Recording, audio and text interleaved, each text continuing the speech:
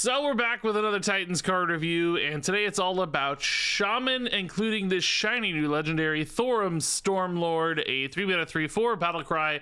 Unlock your overloaded mana crystals and draw that many cards. So this is a really nice payoff here for overload decks. We've been getting some teases of overload stuff.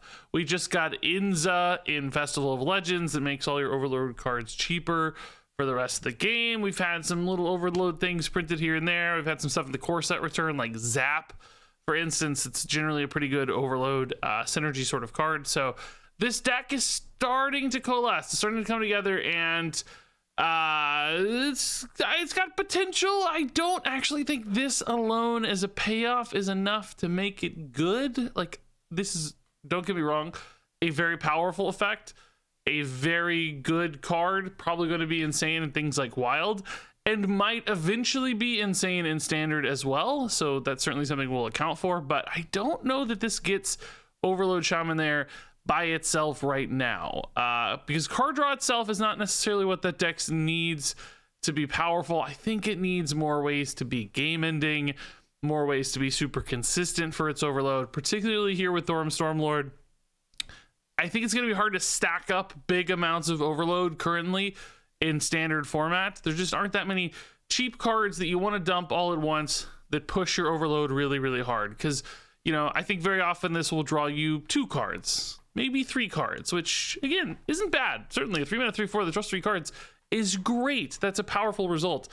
But it's not that it has to be good by itself. It has to be good enough to push the archetype into viability, and I don't think a 3-mana 3/4 that draws 3 cards is that right now. I don't think that's enough to push Overload Shaman into being good by itself as a payoff. This will be a very powerful card in an Overload Shaman deck once it gets there, probably just not enough to be the thing that pushes it over the edge, that gets it over that hump currently. So, you know, that's the only challenge for this one. So this is a card for me that I'm putting in my back pocket. I'm saying, look, they don't need to print too much more to make Overload Shaman awesome. A few changes here and there, a few additional cards to support this. Maybe this deck finally hits critical mass. Maybe, like, you know, next expansion, for instance, we get a couple more Overload cards, maybe one more big payoff card for Overload Shaman, and it's like, boom, that's amazing. Now Thorum Stormlord's insane. This is going to be a great reload tool. Going to be a great, you know, maybe help me find my burst damage, help me find awesome things. So, you know, maybe then it's a 3-mana 3/4 that draws you 4 cards, 5 cards. Could be something insane at that stage. So a card with a lot of latent power as far as I'm concerned. Just a card that I wouldn't expect to see right away. I don't think this deck gets there right now, but boy, does this have a lot of potential. So next up, we've got a little more overload support. The Disciple of Golganath here is a 2-mana 2/3. At the end of your turn, reduce the cost of an overload card in your hand by 1. So this could be cool to help you cheat out some bigger overload cards. You know, you get your Jive Insect down a turn earlier. Maybe you get a big criminal lineup. I don't know if we're excited to do that, but you know, reducing the cost of big cards, making them cheaper, helping them get into play faster can be a significant thing. There is obviously, though, some inconsistency here because this is hitting a random target in hand, which, you know, it's still going to be a discount, but it may not really be one that helps you push a lot or do things super fast. It may just help you weave cards into turns slightly more efficiently, but you've had to play River Crocolisk to do that in the meantime, and I don't know if that's great. And this has to be a card in your deck that you drew instead of another card. I don't know if that's that great. Just, again, it doesn't really feel like it's pushing much here for Overload Shaman, an archetype that probably needs more help and support. If this did something like, you know, reduce the cost of the highest cost card in your hand, that could be awesome. That could help you really consistently cheat out bigger things. And I don't even think that would be crazy for a card like this one. So the randomness here and the fixed 1 cost reduction just doesn't seem significant enough or consistent enough. Either one really, again, to push Overload Shaman as much as it might need. All right, so next up here, we're getting a really nifty little new kind of package or archetype here for Shaman. It's going to be Nature Shaman. And actually, I think this one has a chance. Flash of Lightning here looks kind of nuts to power this. It is a 2-mana nature spell. It draws a card, and next turn, your nature spells cost 1 less, which is actually pretty significant discount because there are some 1-cost nature spells in particular. We're going to see a new one in this video. There's things like Lightning Bolt as well. already in Shaman, so you could set up a big burst damage turn, a big swing turn potentially. We've also got other nature spell discounts, like Radiance of Ashara is going to discount nature spells by 1 as well as an effect on board. So you could actually have a turn where you set up like maybe your nature spells cost 3 less in general, and maybe go for like an OTK with bioluminescence into a bunch of lightning bolts. There's some kind of scary potential here with this one. I don't think you need necessarily to OTK to make this worth it either. Just developing a lot of stuff or taking a big swing turn could also be nice. But Flash of Lightning looks like a fantastic enabler in that regard, and the fact that this draws you a card is just a nice little bonus too. More nature spells to play with. So get a little cycle at a base, and then this huge upside as needed. Maybe you take one of these on turn 2 for a bit of a swing turn on turn 3, and then you also save one for later in the game to set up for some kind of big OTK or burst damage potential, which is nice. It has kind of that dual flexibility, dual utility. So this card looks very good. So does this card. This is Lightning Reflexes, 1 mana nature spell. Keep in mind this might cost 0 in many cases. It's going to discover you a nature spell, and then if you play that nature spell this turn, you're going to get to discover another. That is kind of insane. If you're already discounting all your nature spells by a bunch, this is going to potentially get you 2 more nature spells to play, which is really, really good. If you're doing it for 0 mana and you're finding, often multiple lightning bolts, you've already got a bioluminescence down, the opponent is going to be dead a lot of the time, I think, with these sorts of cards. So yeah, this looks awesome. You don't even need necessarily nature support either to make this worth it. Just a card like this that discovers you a couple things. A lot of Shaman decks could toss this in as a freebie. Just getting 2 resources for 1. Very little overhead here at this 1 mana cost. This card looks, again, very strong. And then we've got Crash of Thunder here. This is like the sweetest artwork I've ever seen. Maybe it's just because I'm a new dad, but it's like, look at these Yetis, man. This baby Yeti. I'm about to cry, dude. This is a 5 mana nature spell. It deals 3 damage to all enemies, and it costs 1 less for each nature spell you've cast this turn. So although this has that high upfront cost through both normal reductions like we've already seen and through the card itself, probably going to be 0 mana in a lot of instances. It's not gonna be hard to play like 3 nature spells the last card, pushing this down really, really quickly. So yeah, again, with like bioluminescence, this goes face. It's all enemies, so this could be both a board clear and some damage as necessary, which again seems like an insane turn. You might have +3 spell damage on this or something, completely wipe out your opponent's board and their face. So this has that, again, flexibility maybe where you just play this in the mid game. Sometimes you play this on 4 or 5 to help you stabilize, get a little chip damage, and maybe save one of these for later for that big burst potential as well. Again, this card actually looks really strong. So moving on, we've got some additional support here for nature spell stuff. This is Champion of Storms, a 4 mana 3/5 elemental. It's also got Forge. It reads, after you cast a nature spell, summon a 4/2 elemental. And if you forge this up ahead of time, those 4/2 elementals are going to have Rush when they get summoned, which, yeah, I mean, that's actually really threatening board development. Usually when we see these sort of cards, it's like, oh, summon a 1/1, which we actually just saw one of those, I think, for Demon Hunter. But in this case, you're getting these big, scary 4/2 elementals. And if those have Rush especially, those could trade really effectively. Now, we've already seen how cheap these nature spells can be and how many you might be able to play in a given turn. So if you need to take a stabilizer turn, or if you're not quite there for a sort of a lethal setup, then the Champion of Storms could help you do that. Take some 4/2s, take some trades if you've managed to forge this earlier. But sometimes if you haven't forged this, again, this could be a way to build a board into bioluminescence. I just keep harping on this bioluminescence thing because it seems insane. Remember, bioluminescence is a nature spell on top of all of these other things. So you could summon a bunch of these with your cheap nature spells, and then you can finish with a bioluminescence to give all of your minions spell damage +1 and just blow people up. You actually might be able to get like 5 or 6 or something spell damage pretty easily off this.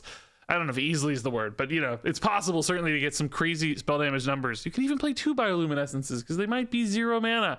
It just sounds crazy to me. So again, a card that I think has a lot of potential as that sort of board setup, but also just independently, again, in the mid game, it has that flexibility. The fact that these cards can all kind of do both things is what makes them so freaking crazy to me. And then finally for this nature spell package, we've got Turn the Tides here. Guess what? More damage. It's a 3-mana spell. It's going to give your hero +3 attack this turn, and it's going to summon a 3/3 elemental with Rush. What do you know? Another card here that is summoning you a minion on your nature spell turn for bioluminescence, while also giving you some bonus face damage as well. Again, this looks awesome. And again, this is another card that's viable on turn 3. Sometimes if you want to take a swing, clear your opponent's 3/3, develop your own, maybe clean up both their 3/3s with this one, that sort of thing is going to be quite possible on turn 3. A little bit of an overload tax here, which might also support the overload stuff we already talked about.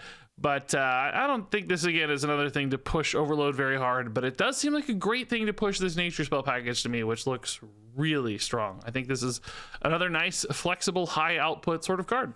So moving on, we've got the Tempest Hammer here. This is kind of an interesting weapon. A 4-mana 1/3, and it reads, after your hero attacks, deal 3 damage to the lowest health enemy. So, you know, if you're able to line this all up against one target, that makes it a 4/3 weapon.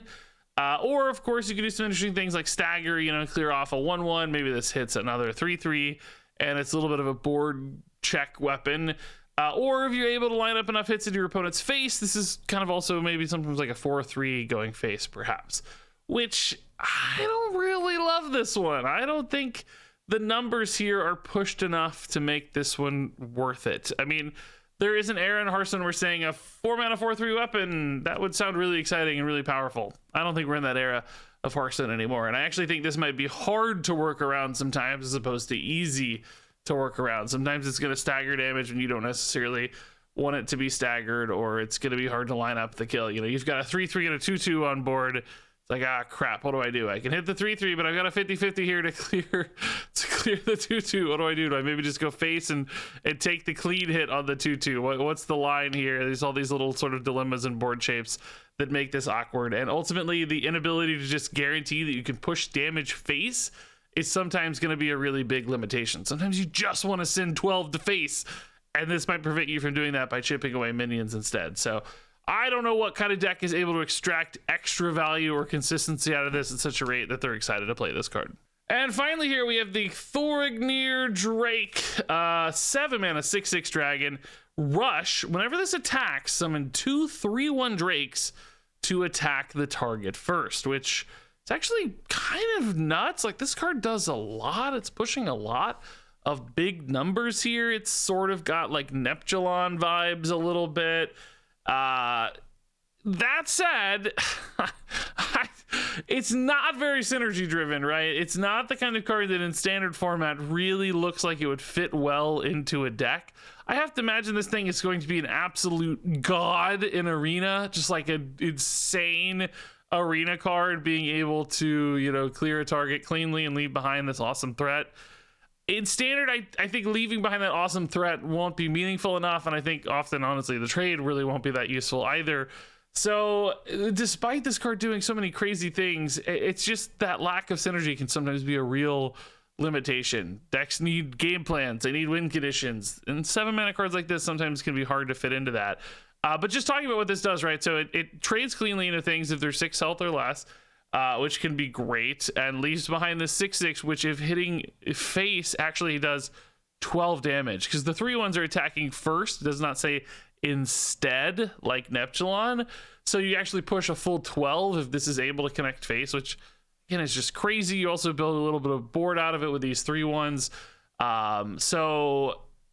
This card's, again, it's really cool. It's one of the like stronger, just straight up minions at 7 we've probably seen in a while. I just still don't think it's synergistic enough.